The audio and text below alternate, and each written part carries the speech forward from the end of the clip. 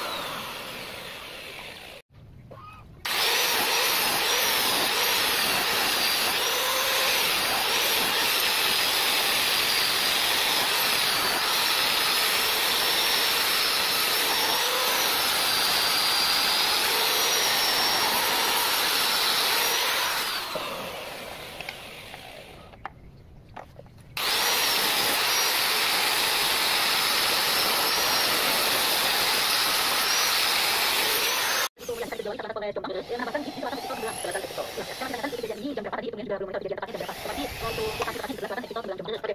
Yang kedua juga ini saat ini dapat kualitasnya tetap perlu dibahas tadi ya. Ya, ini kemudian juga mengirimkan video. Karena kalau lokasinya tidak oke, jadi masih dari kita masih banyak yang memanfaatkan lagi. Oke, boleh masuk dari Pistol selatan Pistol dengan Jombang ada Pistol yang berbeda. Dari malam kita posisinya masih di pinggir jalan. Semoga tidak mengganggu ketika ada dalam berkendara. Spanyol. Keadaan yang sudah sulit teman-teman di salah satu sekolah dua. Spanyol persembahan radio informasi dan solusi hubungi 054 7888 00.